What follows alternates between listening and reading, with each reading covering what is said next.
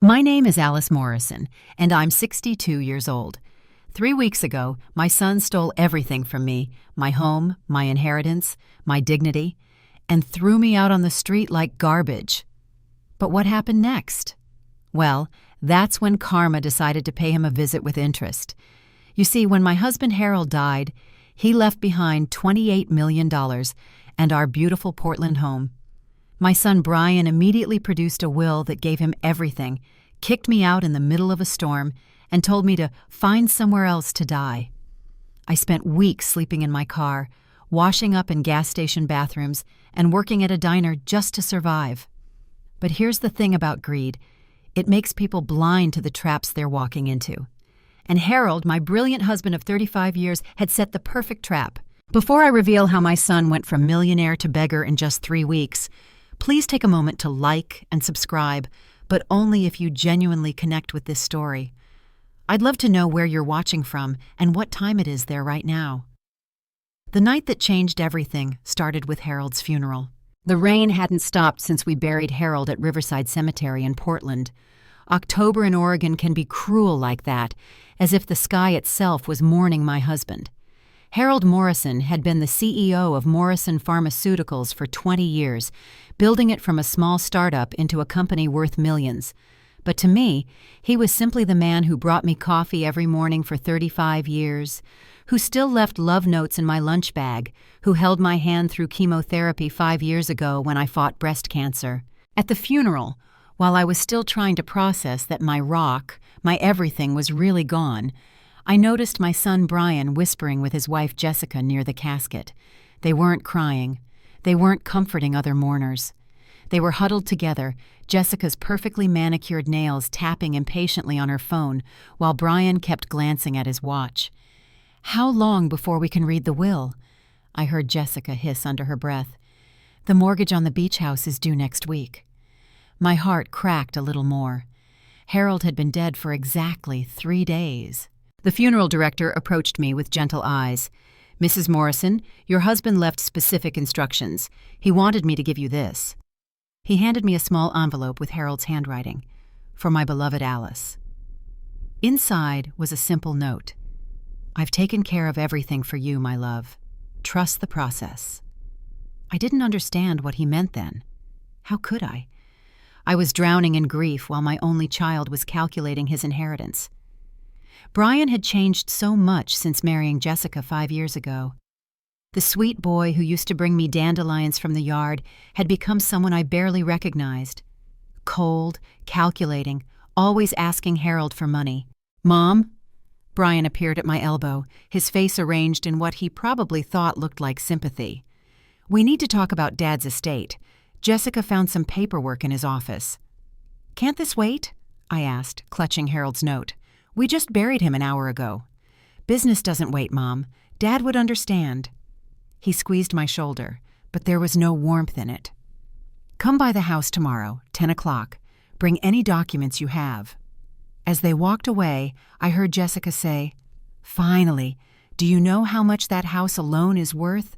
$8 million at least." Standing there in the rain, surrounded by people who actually loved Harold, I felt more alone than I'd ever been in my life. But Harold's note burned warm in my pocket. Trust the process. What process? What had my husband planned? The next morning would bring answers, just not the ones I expected. I arrived at what used to be my home at exactly 10 o'clock, using my key for what would be the last time. The house Harold and I had built together 20 years ago looked different somehow, colder, even though nothing had physically changed. Jessica had already redecorated the entryway with her modern art pieces, covering the walls where our family photos used to hang. "Oh, Alice," Jessica greeted me with her fake smile, the one that never reached her eyes. "Come in, we've been waiting." We've been waiting, as if I was a guest in my own home. Brian sat at Harold's mahogany desk in the study, the desk where Harold had worked late into the night, building his company, providing for our family. Seeing my son in his father's chair felt wrong, like watching someone try on a dead man's shoes before the funeral. "Mom, sit down," Brian said, not looking up from the papers spread before him. "We need to discuss Dad's will." I didn't know Harold had updated his will, I said, settling into the chair across from him. Our lawyer, Mr. Brennan, never mentioned— Dad didn't use Brennan for this, Brian interrupted. He went to someone else, someone more current with estate law. He pushed a document across the desk. This was signed a week before Dad died. I picked up the papers with trembling hands. The letterhead was from a law firm I'd never heard of, Wickham and Associates. As I read, my blood turned to ice. This says, Brian inherits everything? The house, the company shares, all the bank accounts? My voice came out as a whisper. That can't be right. Harold would never— Read page 3, Jessica said, filing her nails. The part about your provisions.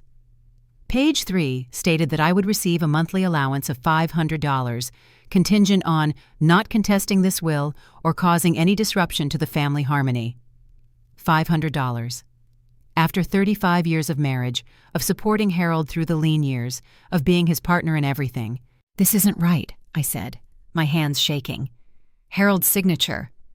It looks strange. Brian's face darkened. Are you calling Dad incompetent? Or are you calling me a liar? Neither, Look, Mom, Jessica interjected, her voice dripping with false sympathy. Harold probably realized you wouldn't be able to manage such a large estate. You've never worked, never handled finances. This is actually him protecting you. Never worked? I'd managed our household for 35 years, raised Brian, volunteered at the hospital, held Harold together when the company nearly went bankrupt in 2008. But to them, none of that counted as work. I need to call Thomas Brennan, I said, reaching for my phone. Brian slammed his hand on the desk. No lawyers, Mom. Read the will.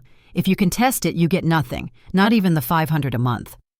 Besides, Jessica added, examining her reflection in her phone, we've already filed it with the probate court.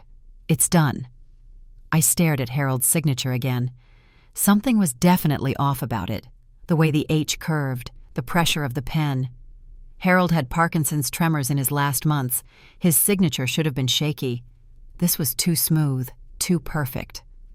Where are you expecting me to live? I asked quietly. Brian shrugged. That's not really our problem. Maybe a senior community. Some of them are quite nice. You're kicking me out of my home? It's not your home anymore, Jessica said, standing up. It's ours. And frankly, Alice, this house needs a fresh start. New energy, you understand. No, I didn't understand. I didn't understand how my son could look me in the eye and steal everything his father had worked for.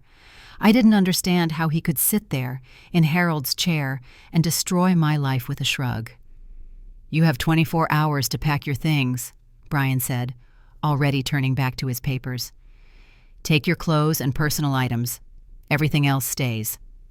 As I stood to leave, Jessica called out with mock concern. Oh, and Alice? Maybe this is a blessing in disguise. Time for you to find yourself, live your own life. My own life. As if the last 35 years had been someone else's. The next 24 hours passed in a blur of disbelief and frantic packing. I filled 2 suitcases with clothes, photo albums, and Harold's watch, the one thing Brian hadn't thought to claim yet. Every room held memories that were now being erased. The kitchen where I'd taught Brian to make cookies, the garden where Harold proposed to me for the second time on our 25th anniversary, the bedroom where we'd whispered our dreams and fears for 35 years. By evening, the storm that had been threatening all day finally broke. Rain hammered against the windows as I dragged my suitcases down the stairs. Brian and Jessica were in the living room, Jessica already measuring for new curtains. I need a few more hours, I said. The storm. Mom, we discussed this. 24 hours means 24 hours. Brian didn't even look up from his laptop. It's 6 p.m. You've had your time. Brian, please, it's pouring outside. Just let me stay tonight. God, Alice, stop being so dramatic, Jessica said, rolling her eyes. There are hotels. Use that $500 a month we're graciously giving you. That doesn't start until next month, Brian added, per the will's terms. I stared at my son, this stranger wearing my baby boy's face. You're really going to put your mother out in a storm with nowhere to go? You're not my problem anymore, Brian said, finally looking at me. His eyes were cold, empty. "Dad's gone. You're useless now. Find somewhere else to die." The words hit me like physical blows. Find somewhere else to die. As if I was already dead to him, just an inconvenience to be removed. "Brian Michael Morrison," I said, my voice shaking. "I carried you for 9 months. I stayed up with you through ear infections and nightmares. I loved you when you were unlovable. And this is—" "Security!" Jessica called out, and I realized they'd actually hired security guards for this. 2 large men appeared from the kitchen. "Ma'am, we need you to leave now," one said, not unkindly. "She's trespassing," Brian said. "Make sure she doesn't take anything that belongs to the estate." They searched my suitcases right there in the foyer, pulling out Harold's cufflinks, a necklace he'd given me for our anniversary, even my recipe box. "That's mine," I protested, as Jessica grabbed the box. "Purchased with marital assets," she said. "Therefore, part of the estate." They let me keep my clothes, my photos, and Harold's watch, only because I'd hidden it in my bra. Nothing else. 35 years reduced to 2 suitcases. The security guards escorted me to my car, Harold's old Honda that Brian hadn't bothered to claim because it was worth less than his monthly bar tab. The rain was coming down in sheets. Within seconds, I was soaked through. "Mom!" I heard Brian call from the doorway. For a moment, my heart lifted. Maybe he'd realized, "Don't forget, if you try to contest the will or contact any lawyers, you get nothing, not even the $500. Then he closed the door. My son closed the door on me. I sat in the Honda, shivering, watching the house that used to be my home. Through the windows, I could see Jessica popping champagne. They were celebrating. My husband was barely in the ground, and they were celebrating my eviction. I drove to 3 hotels that night. The cheapest wanted $80, money I didn't have. My credit cards had already been frozen. Pending estate evaluation, Brian had informed me. My bank account, which had been joint with Harold, was somehow already closed. I ended up in a Walmart parking lot, seat reclined, using my coat as a blanket. The rain drummed on the roof all night. I didn't sleep. I couldn't. Every time I closed my eyes, I saw Brian's face when he said those words, "Find somewhere else to die." Around 3 a.m., my phone buzzed. A text from an unknown number. "Mrs. Morrison, this is Thomas Brennan. I've been trying to reach you. Harold left something with me that you need to see. Please call me as soon as possible." I tried to call back, but my phone died. Of course it did. I had no charger. Jessica had claimed it was estate property since it was purchased last year. As dawn broke over Portland, I watched families pulling into Walmart, normal people living normal lives. A little boy in one car waved at me, and his mother quickly pulled him away, eyeing me suspiciously. I realized what I looked like, a homeless woman sleeping in her car, because that's what I was now. But that text from Brennan, Harold had left something. "Trust the process," his note had said. What process? What was I supposed to trust when my own son had just destroyed my life? I needed to find a phone. I needed to call Brennan.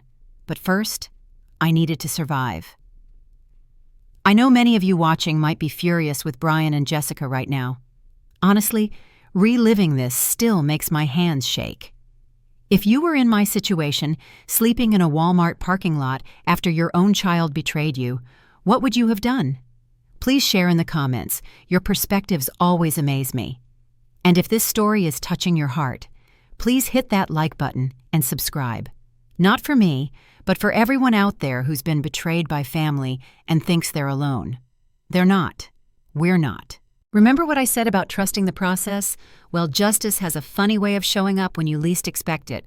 Let me tell you what happened when I finally reached Thomas Brennan. The first week of homelessness taught me things I never wanted to know, like how gas station bathrooms become sanctuaries at 5 a.m. when you need to wash your face and attempt to look human.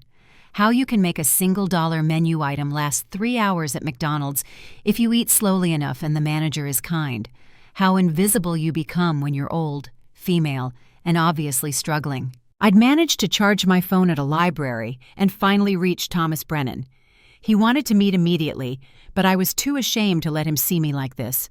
unwashed, wearing the same clothes for 3 days, looking exactly like what I was, a discarded woman. "Give me a few days to get settled," I'd lied. "I'm staying with friends." By day 4, the Honda was running on fumes, and I had $12 left from the $40 I'd had in my purse when Brian kicked me out. I was parked behind a strip mall, trying to sleep, when a police officer knocked on my window. "Ma'am, you can't sleep here. This is private property." "I'm sorry, I'm just resting." "Move along, or I'll have to cite you for vagrancy." Vagrancy. Me, Alice Morrison, who'd hosted charity galas and served on the hospital board, was now vagrant. I drove to the only place I could think of, a 24-hour diner on the outskirts of Portland called Maria's Kitchen. I'd passed it 1,000 times but never stopped. Too small, too worn down for the wife of Harold Morrison. How ridiculous that seemed now. I ordered coffee, $1.50, leaving me with $10.50, and sat in the corner booth trying to figure out my next move. The waitress, a woman about my daughter-in-law's age but with kind eyes, refilled my cup without being asked. "Rough night?" she asked gently. I laughed bitterly. "Rough week." She studied me for a moment, then sat down across from me. "I'm Maria Santos. I own this place."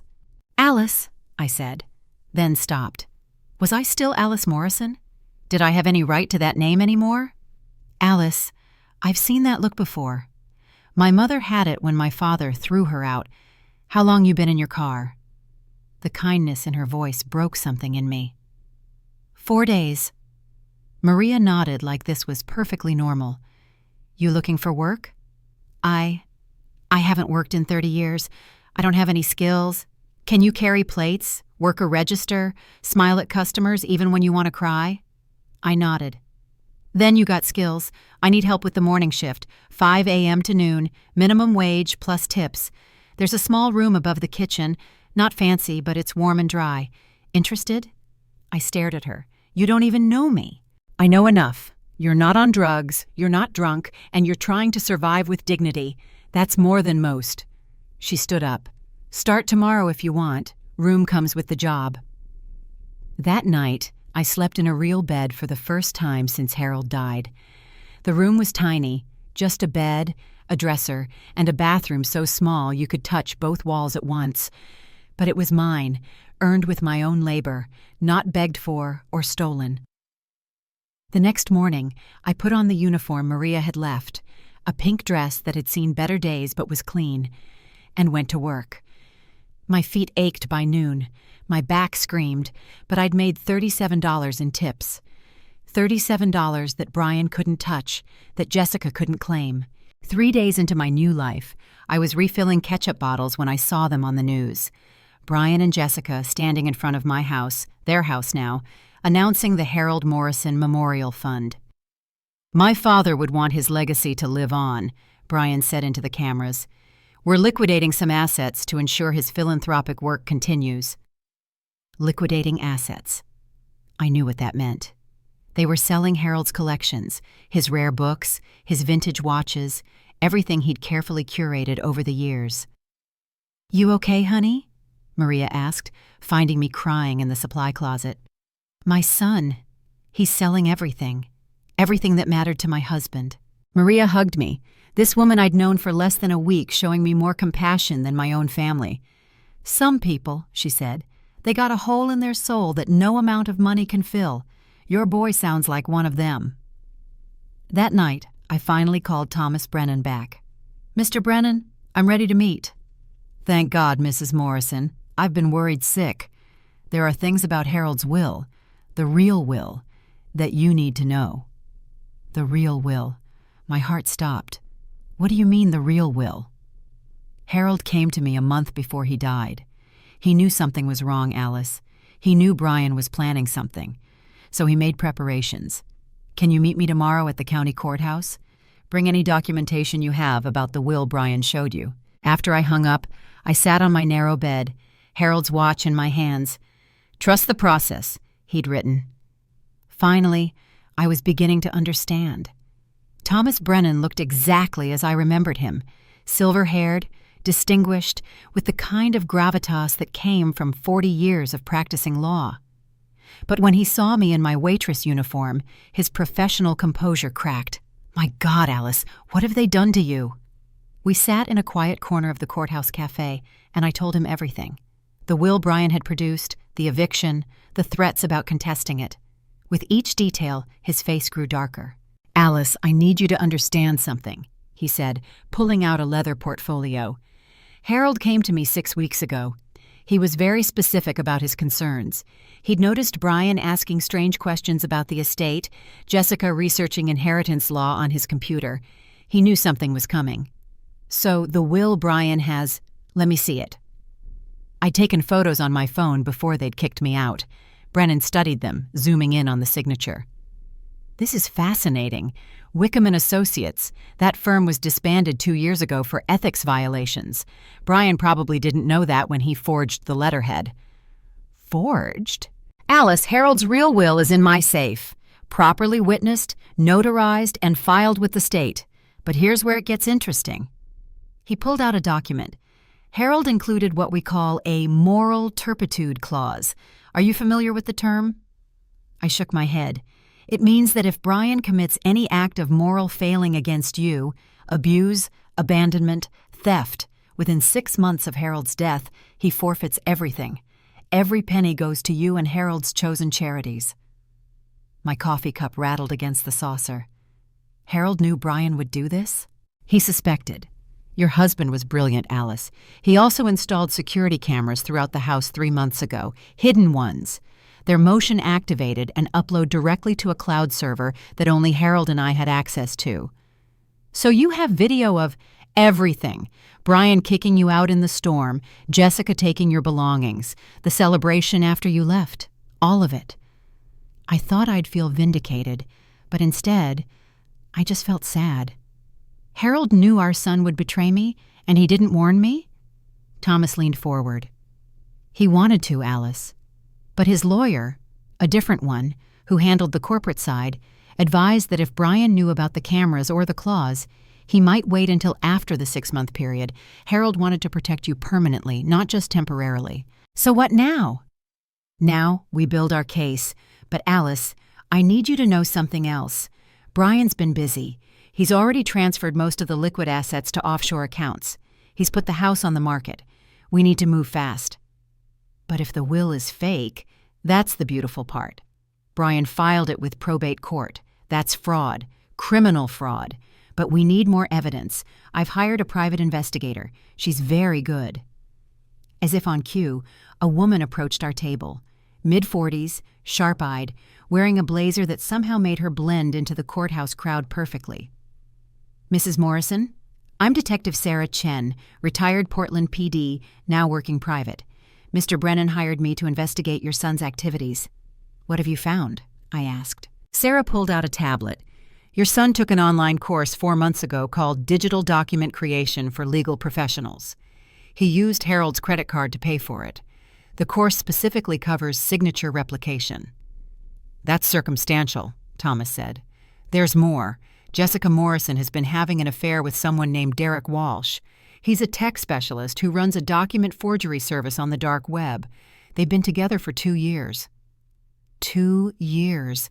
Jessica had been planning this for 2 years. But here's the smoking gun, Sarah continued, swiping to a new screen. 3 weeks before Harold died, Brian searched how long before a will can be contested, and inheritance law Oregon loopholes on his laptop, the same laptop where I found a draft of the fake will, dated 2 months before Harold's death. He planned it while Harold was still alive, I whispered. It gets worse, Sarah said gently. I found communications between Brian and Jessica discussing accelerating the timeline when Harold's condition worsened. They were impatient. I thought about Harold's last days, how Brian had suddenly been so attentive, bringing his father special meals, insisting on managing his medications. Are you suggesting? I'm not suggesting anything yet, Sarah said carefully, but I've forwarded my concerns to the appropriate authorities. Thomas placed his hand over mine. Alice, we have enough to file charges and freeze their assets, but I need your permission to proceed. Once we do this, it'll be war. Brian will fight back with everything he has. What about the $500 a month? It's all I might get. Alice. Thomas smiled for the first time. The real will leaves you everything. The house, the company shares, the full $28 million in liquid assets. Harold left Brian one thing, a trust fund that would pay out $100,000 a year, but only if he treated you with love, respect, and dignity. The moment he kicked you out, he violated that condition. I sat back, overwhelmed. Harold had thought of everything. Even from beyond the grave, he was protecting me. There's one more thing, Sarah said. Jessica doesn't know about the moral turpitude clause. She's getting nervous about Brian's spending. She's been moving money to her own accounts. When thieves fall out, they turn on each other, Thomas finished. Alice, we wait 2 more days. Let them get comfortable, make more mistakes. Then we strike. Can you hold on that long? 2 more days of serving coffee and eggs. 2 more days of sleeping above a diner. But now it didn't feel like suffering. It felt like justice gathering its strength. I can wait, I said.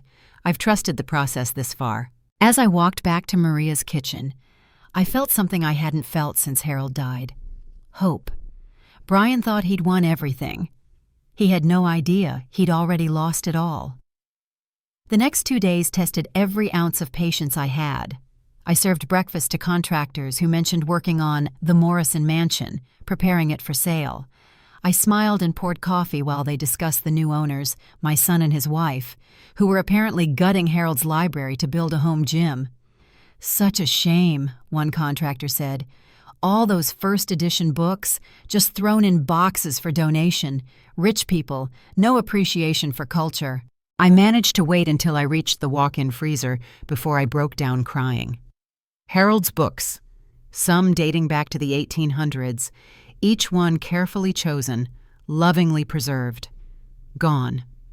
Maria found me there, sobbing into a bag of frozen peas. Alice, honey, what's wrong? I couldn't tell her the whole truth, not yet. Just memories. She hugged me tight. Whatever's going on, you're stronger than you know. I see it in you. That afternoon, Sarah Chen called with an update that made my blood run cold. Alice, I've been monitoring Brian and Jessica's communications. They're planning to leave the country. They've booked flights to the Cayman Islands for this weekend. One-way tickets. Can they do that? If they leave before we file charges, it becomes infinitely more complicated. We need to move tonight. I called Thomas immediately. We can't wait anymore. I agree. I've scheduled an emergency hearing with Judge Patricia Hoffman for tomorrow morning. She's tough but fair. Alice, I need you to be prepared. Brian will be there. He'll say things. I can handle my son, Thomas. But could I? The boy I'd raised, loved, sacrificed for? Could I really face him in court and destroy his life, even if he'd destroyed mine first? That evening, as I was closing up the diner, a familiar Mercedes pulled into the parking lot. Jessica stepped out, designer heels clicking on the asphalt. She looked around with disgust before spotting me through the window. She walked in like she owned the place, which, knowing Jessica, she probably thought she could buy with my husband's money. Alice, we need to talk. We have nothing to discuss, Jessica. Oh, but we do. She sat down at the counter, her perfect manicure tapping impatiently. Brian doesn't know I'm here.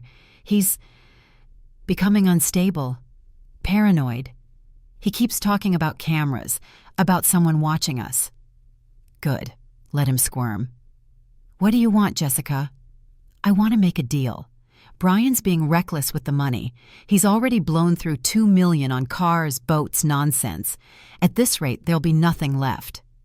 She leaned forward. I have information about the will, information that could help you, but I want something in return. You want to sell out my son?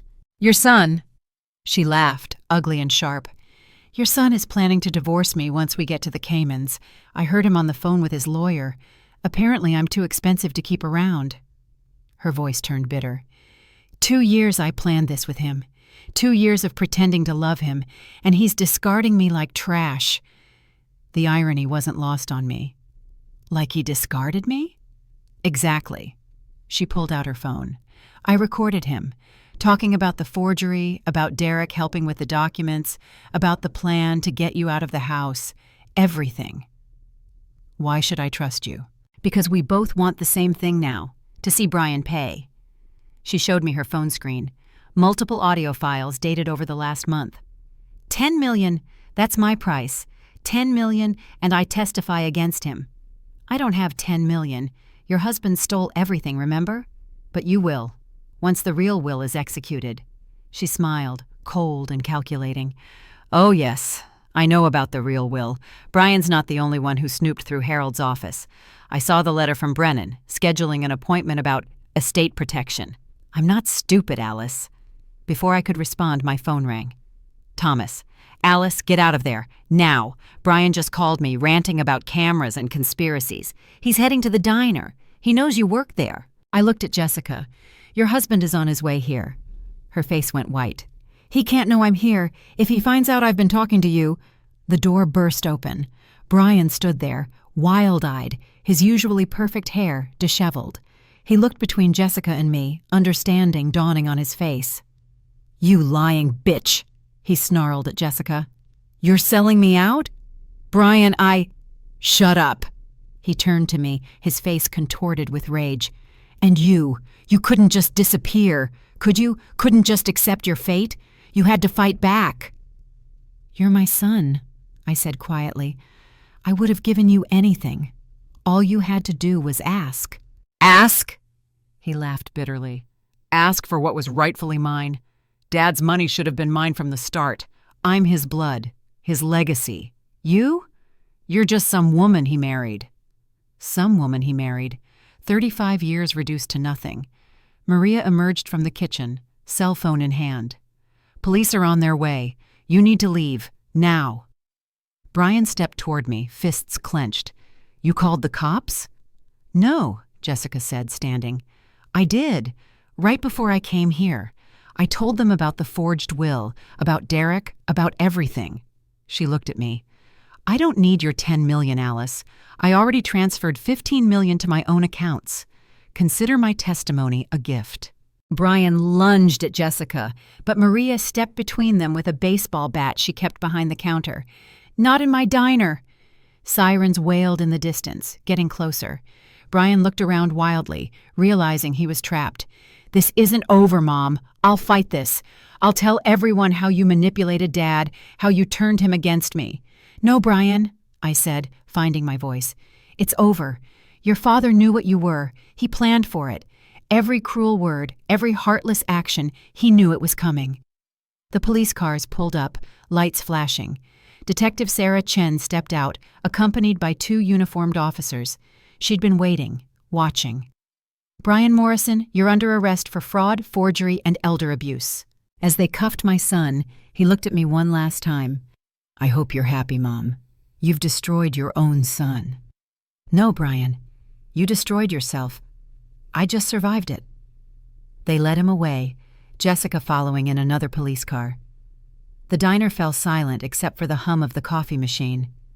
Maria put her arm around me. You okay, honey?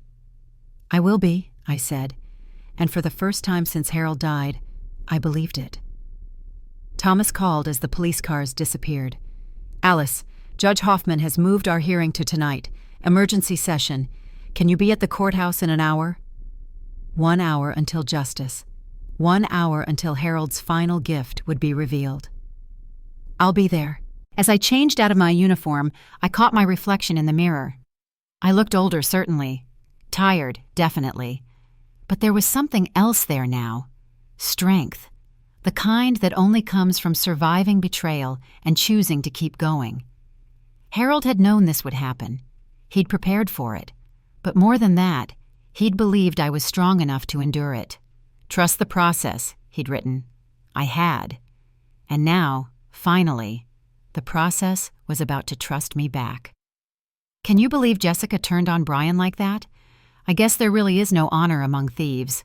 I'm curious, did any of you see that betrayal coming? Let me know in the comments below. We're getting to the part where everything Harold planned finally comes to light, and trust me, you're not ready for what he did. My husband was playing chess while everyone else was playing checkers. If you're still with me, please hit that like button. It really helps other people find this story. And maybe, just maybe, it'll help someone else who's facing family betrayal know they're not alone. Now let me tell you about the courthouse that night and the surprise that even Thomas Brennan didn't see coming. The courthouse at night felt different, emptier, more imposing. My footsteps echoed in the marble hallway as Thomas led me to Judge Hoffman's chambers. Brian was already there, in an orange jumpsuit, flanked by his public defender. Jessica sat on the opposite side with her lawyer, having already cut a deal with the prosecution. Judge Patricia Hoffman was a small woman with silver hair and eyes that missed nothing. She looked at the assembled group with barely concealed irritation. "I've been a judge for 20 years," she began. "And this is one of the most appalling cases of family betrayal I've encountered. Mr. Brennan, you have the floor." Thomas stood, carrying a thick folder. "Your Honor, we're here to present Harold Morrison's authentic last will and testament, properly executed and witnessed on September 15th, 6 weeks before his death." Brian's lawyer objected immediately. "Your Honor, my client has already filed the legitimate will with probate." "A forged will," Thomas interrupted, "as Mrs. Jessica Morrison's testimony and evidence will prove." Judge Hoffman raised her hand for silence. "I've reviewed the preliminary evidence. Mrs. Jessica Morrison, you're testifying under immunity agreement?" "Yes, Your Honor," Jessica said, not looking at Brian. "I have recordings of my husband discussing the forgery, planning the fraud, and celebrating after evicting his mother." "Play them." For the next 10 minutes, Brian's voice filled the chamber.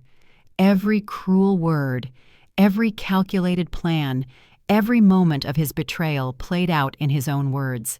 His face went from red to white to gray, but then Thomas stood again. "Your Honor, there's more.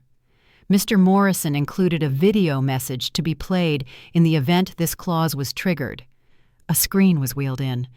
Harold's face appeared, thin from his illness but eyes still sharp. My heart clenched seeing him again. "If you're watching this," Harold said, "then my worst fears have come true. Brian, my son, you've betrayed your mother. You've shown your true character, and now you must face the consequences." Brian started to speak, but his lawyer silenced him. Harold continued, "I've spent the last months investigating some troubling patterns. Money missing from company accounts that only Brian had access to, prescription medications in my system that I never authorized, questions about my will when I was supposedly asleep." The courtroom went dead silent. "I don't have proof you were trying to hasten my death, son, but I have enough suspicion to take precautions. So here's what I've done. The house, the money, the company, it all goes to your mother. You get nothing. Not because I don't love you, but because love without accountability isn't love at all." Brian exploded. "This is insane! He was sick, delusional!" "There's more," Harold's video continued. "Alice, my darling, there's something else. Something I never told you because I wanted you to love me for me, not for this." I leaned forward, confused. 20 years ago, when the company was struggling, you gave me your mother's jewelry to sell. You said it was just sitting in a box, that our future mattered more than old diamonds. What you didn't know was that your grandmother's costume jewelry included a Burmese ruby ring worth $1.8 million. I had it appraised secretly. I couldn't bear to tell you we'd sold it for $5,000. My hand went to my mouth. Grandmother's ring. I'd always thought it was glass. So I tracked down the buyer. It took years, but I found it, and I bought it back for you, along with something else. Alice, I used my personal funds, separate from our marital assets, to purchase investment properties in your name alone. Properties Brian knew nothing about. They're worth approximately $14 million today. The deeds are in Thomas's safe. They were always yours, just waiting for you to need them. $14 million, in my name alone. Properties Brian couldn't touch even if his forgery had worked. But that's not all, Harold continued, and I could see him smiling slightly. Brian, you once told me that your mother was just a housewife who couldn't survive without me. You said she had no value beyond being my wife, so I made sure she'd never need you or anyone else. Alice, check with the patent office. Remember that organizing system you created for my medications when I first got sick? I filed a patent for it. 3 pharmaceutical companies have already expressed interest. Conservative estimates value it at $2 million. My medication system, I'd just been trying to help Harold keep track of his pills. He'd turned it into a patent? One last thing, Harold said, his voice growing softer. Brian, if you're watching this, it means you've lost everything, but you haven't lost my love. I love you, son. I just can't enable you anymore. Maybe losing everything will help you find your soul again. And Alice, my darling, brave Alice, you were never just anything. You were everything. Live your life. Be happy. And know that even from beyond, I'm still taking care of you. The screen went dark. Judge Hoffman cleared her throat. Mr. Brennan, am I to understand that Mrs. Morrison has assets independent of the contested will? Yes, Your Honor. $14 million in properties, a patent worth approximately $2 million, and various investments totaling another $3 million. All in her name, all predating Mr. Morrison's death by years. So, regardless of the will situation, Mrs. Morrison is financially secure? Extremely. Brian's lawyer whispered urgently to him, but Brian pushed him away. Mom, please, I'm your son, your only child. Don't do this. I stood up, something I hadn't planned to do. You told me to find somewhere else to die. You threw me out in a storm. You celebrated while I slept in my car. You're right. You are my son, which is why this hurts so much. But you're not my responsibility anymore. Judge Hoffman rendered her decision swiftly. The forged will was void. Brian was facing criminal charges. The real will would be executed immediately. As we left the courthouse, Brian called out one last time. What about forgiveness? What about family? I turned back. Family doesn't tell you you're useless. Family doesn't leave you homeless. Family doesn't steal your life and celebrate your pain. You taught me that, Brian. Consider it your last gift to me. The next 3 weeks passed in a whirlwind of legal proceedings and revelations. Brian's trial was set for next month, but the court of public opinion had already rendered its verdict. The story had gone viral. Portland CEO's son attempts to defraud widow mother. And Brian's carefully constructed life crumbled piece by piece. I was back at Maria's kitchen, not because I had to be, but because I wanted to be.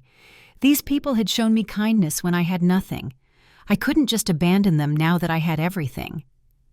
Alice, honey, you don't need to be serving coffee anymore, Maria said for the 100th time. I know, but I like it here.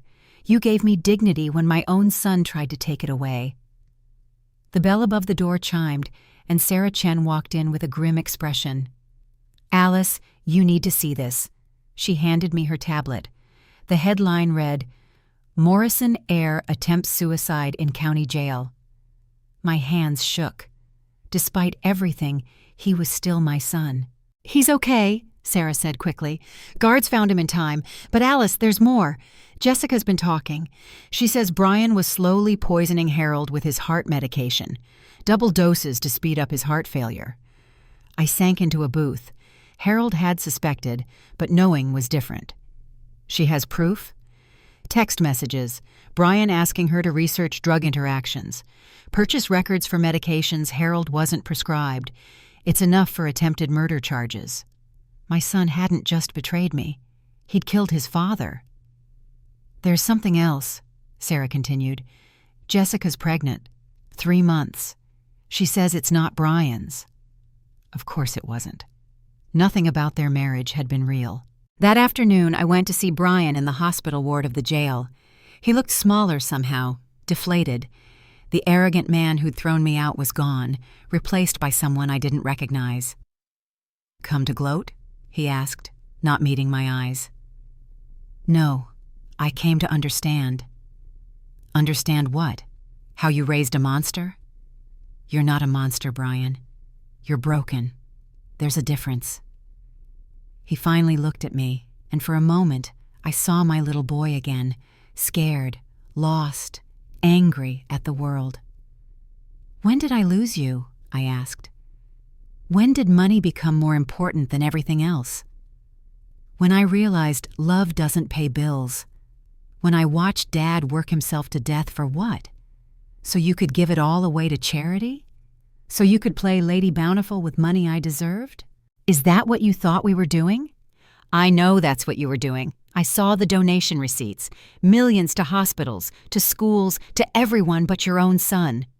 Brian, you had everything. Private schools, college paid for, a job at the company.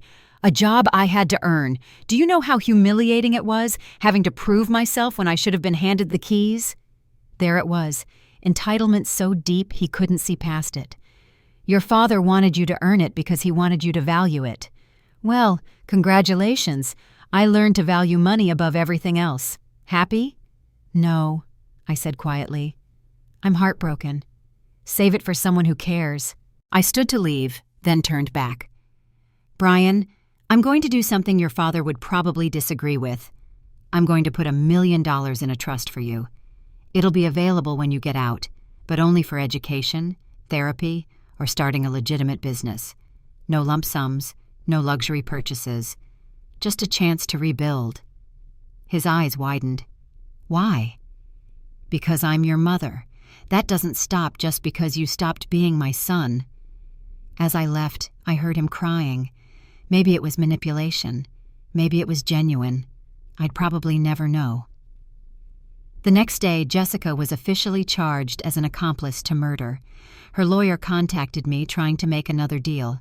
She has information about other crimes Brian committed. Embezzlement from the company, tax fraud.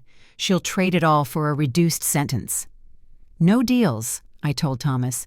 She helped kill my husband. She can rot. But the DA had other ideas. Jessica got 15 years with possibility of parole in 7. Brian got 25 to life. The man who'd wanted everything would spend his best years with nothing. I used part of the money to establish the Alice Morrison Foundation for displaced women over 50. Women who, like me, found themselves suddenly homeless, suddenly worthless in society's eyes. The first shelter opened where our old house stood. I'd had it demolished. Too many poisoned memories. At the opening ceremony, a woman approached me. She was about my age, well-dressed, but with that hollow look I recognized. My daughter did the same thing, she said quietly. Convinced my husband I was unstable, got power of attorney, took everything. I've been living in my sister's basement for 2 years. Not anymore, I said, handing her a key. Room 12 is yours as long as you need it. That night I sat in my new apartment, modest, comfortable mine, and opened a letter from Brian. His handwriting was shaky. Mom, I hate you for destroying my life, but I hate myself more for destroying yours. Dad was right. I need to find my soul again. I don't know how. Maybe I never will. But I wanted you to know, that night in the storm, I sat in the window and watched you drive away. I felt nothing. That's when I knew Dad was right to protect you from me. Don't visit again. Let me either heal or rot in peace, despite everything, Brian. I folded the letter carefully and placed it in a box with his baby pictures. My son was gone, maybe forever, but I was still here, still standing, still breathing. Harold had saved me one last time from beyond the grave. Now it was time to save myself, every day, by choosing to live instead of just survive. The last surprise came a week later. Thomas called with news that made me laugh for the first time in months. Jessica's boyfriend, Derek? He disappeared with all the money she'd hidden. $15 million gone. She's got nothing for her defense. Karma, it seemed, had a sense of humor after all. 1 year later, I stood in the community center that used to be my home, watching 43 women eat Thanksgiving dinner. Each one had a story like mine, betrayed by family, discarded by society, but not defeated. Never defeated. Ms. Alice, one of them called out, tell us the story again, about the night in the storm. They'd heard it dozens of times, but it had become something of a legend here. The night I lost everything and found myself. You all know the story, I said, smiling. But here's the part I don't usually tell. That night, sleeping in my car, I made a decision. I could let bitterness consume me, or I could transform it into purpose. Every single one of you made the same choice. That's why you're here instead of giving up. Maria Santos, now my business partner in 3 restaurants that employed women from our shelter, raised her glass. To the women who refused to disappear, the cheer that went up could probably be heard for blocks. After dinner, I walked through the memorial garden we'd planted for Harold. Each tree represented a woman who'd found her strength again. 43 trees and counting. Thomas Brennan found me there. Alice, Brian's lawyer, called. He wants to see you. No. There's been a development. Brian's been diagnosed with stage 3 liver cancer. The drinking in prison, it accelerated pre-existing damage. I closed my eyes. My boy was dying. How long? 6 months, maybe less. The state's considering compassionate release. To where? He has nowhere to go. That's why his lawyer called. That night I couldn't sleep. I kept seeing Brian as a baby, as a toddler, as the teenager who'd once brought me flowers on Mother's Day. Where had that boy gone? Could any piece of him still exist? The next morning I went to see him. The cancer had ravaged him. At 39 he looked 70. "I'm dying," he said without preamble. "I know. I don't want your pity." "Good, because I'm not offering it." We sat in silence for a long moment. "I killed Dad," he said suddenly. "The medication." Jessica told the truth. I increased his doses. Not enough to trigger an autopsy, just enough to speed things up. "I know that too." "And you're here anyway?" "I'm here because I need to say something. I forgive you, Brian. Not for you, but for me. Carrying hate is too heavy, and I've got work to do." He laughed bitterly. "Work. Your precious charity." "Yes, my precious charity. Those women you think are worthless, they're worth everything.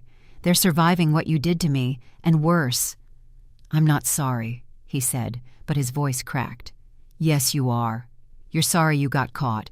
You're sorry you're facing consequences. Maybe someday you'll be sorry for the right reasons." "What if I don't have time for someday?" "Then you'll die the same way you lived. Empty." It was harsh, but it was true. Sugarcoating reality hadn't helped him before. "The state wants to release me," he said. "Humanitarian grounds. Will you sponsor me?" "No." His face crumpled. "I'm your son." "You were my son. You chose to stop being that the night you threw me out. But Brian, the trust I set up, it can pay for hospice care, a nice facility, comfortable, dignified. That's all I can offer." "That's more than I deserve." "Yes, it is." 2 weeks later, Brian was released to St. Catherine's Hospice. I visited once a week, no more, no less. We didn't talk about forgiveness or family. We talked about small things, the weather, the news, anything but what lay between us. Jessica had given birth in prison, a boy she named Derek, after the father who'd vanished with her money. The irony wasn't lost on anyone. The baby was placed in foster care. I considered taking him, this innocent grandchild, but decided against it. Some cycles needed to end completely. On a rainy Tuesday in March, Brian passed away. His last words to me were, "I'm sorry about the storm." I held his hand as he died, this son who'd become a stranger, this stranger who'd once been my everything. I didn't cry. I'd shed all my tears for him long ago. At his funeral, only 5 people attended. Me, Thomas, Maria, Sarah Chen, and surprisingly, Jessica's mother. "I failed her," she said to me afterward. "I taught her that money mattered more than people. I see now what that created." "We all do our best with what we know," I replied. "Sometimes our best isn't enough." That night I found a video on Brian's phone, recorded a week before he died. He was looking directly at the camera, his eyes clear for once. "Mom, if you're watching this, I'm gone. I wanted to say what I couldn't say in person. You were a good mother. I was a terrible son. Dad saw what I was becoming and tried to stop it. I hated him for that. I hated you for loving him more than me. But the truth is, you loved me exactly right. I just loved myself wrong. Don't mourn me. I mourned myself a long time ago."